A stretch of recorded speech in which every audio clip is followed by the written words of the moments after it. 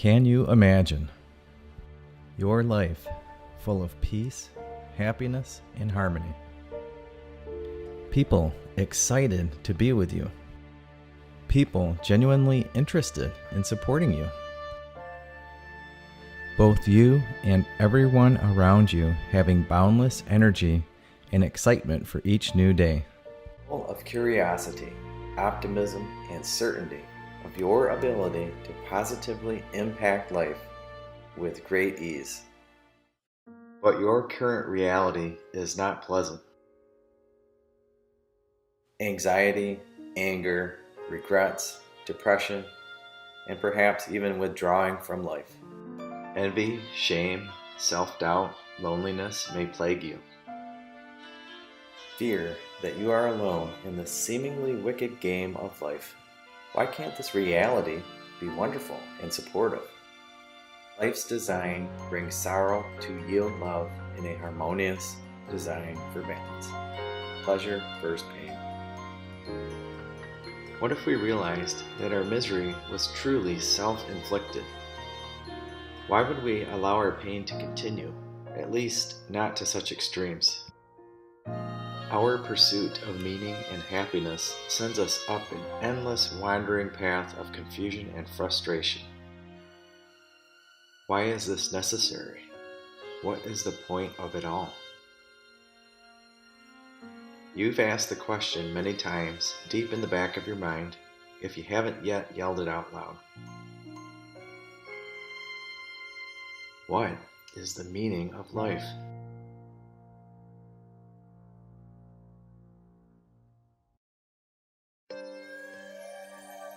Why must I endure these cycles of pain and pleasure over my lifetime? It's hard to detect anything in life without contrast. To know what pleasure feels like, we must have experienced pain. But do we need to feel the outer extremes? If you were to start life over, wouldn't you want to avoid the pain? Would you believe that there is one clear solution to resolve all self-inflicted pain? One approach to total freedom in life. So simple and so obvious once reminded of it, and yet so evasive. Evasive by design to ensure that life achieves its goal, and yet cooperative with life that is aware of this built-in design. To believe in the answer, we must reclaim our innocence. Innocence assumes nothing and strives to experience and thus know personally. As adults, the feel of time lived gives us a false sense of knowing, which kills our curiosity to continue on directly experiencing life. We become very cynical, assumptive, and prejudiced.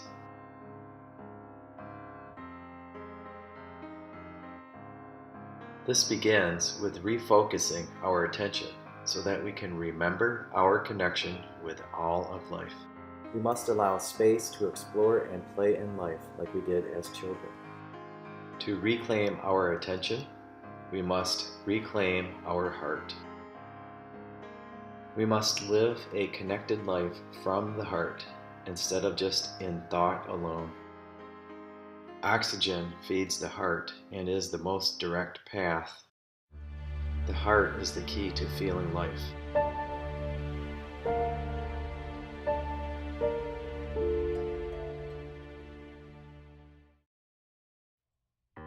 But life too often hurts, so we regress back into our mind for the answers.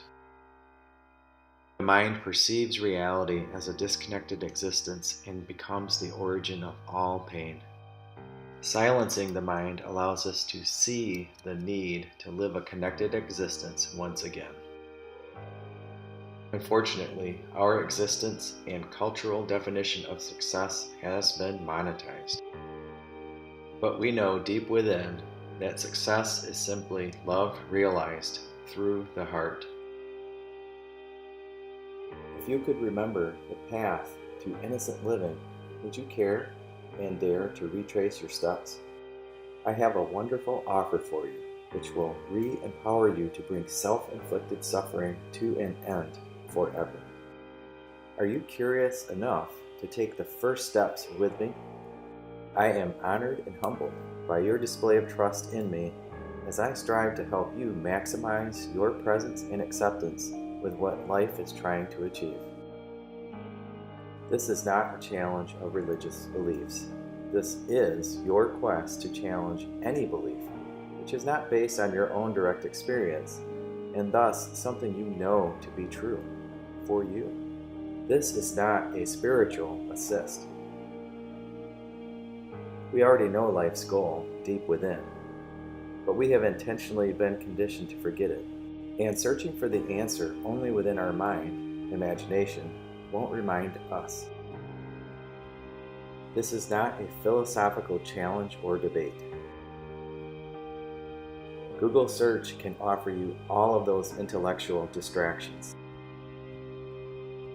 This is the most intense reality check you will ever experience.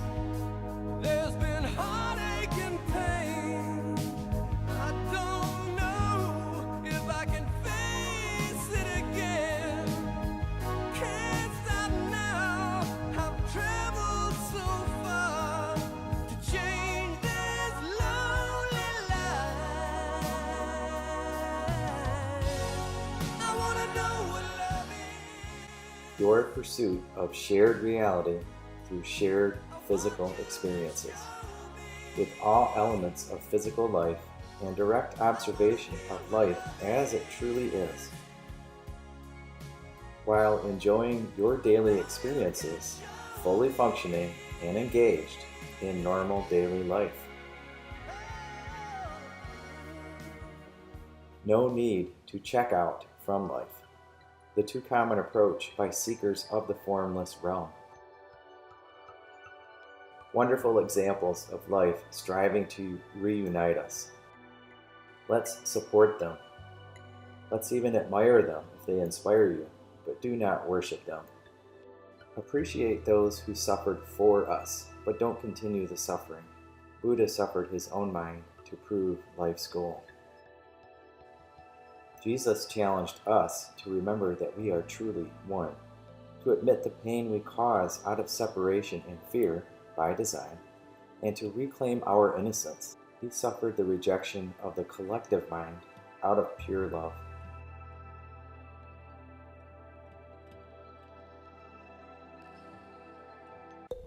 Scrutinize those who tell you how it must be, along with their controlling structures. Science has challenged the collective intellect and affirmed all that we already knew. Over thousands of years, living through our integrated heart and natural instinct, we all sought shared connection with life, but our intellectual quests have blinded us.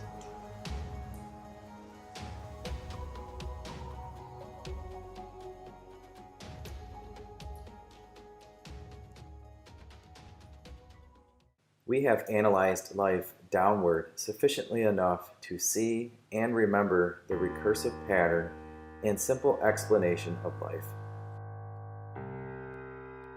I will summarize life's goal and our role within that in the most profoundly simple way. It's now time to synthesize what exists between us and above us. Once you see it again, as you did in childhood, you will know it to be true, and you will have no need to seek help ever again. Let's stop monetizing our experiences. Do we fall in love with intelligence or heart? Trustworthy emotion is the imprint of shared reality. You already have the answers to life's questions. When you seek advice on a problem, then the problem is born. So many seekers, so many providers, good intentions assumed, all of us totally consumed. Life disconnected by the same technology that should unite us. A learned behavior passed between us like the common cold. We laugh at it on TV, but it is a desperate situation. Addiction, obsessions, anxiety, fear, all gone. Because you will totally relax into life like you did as a child. You reclaim control by ceasing pursuit of control.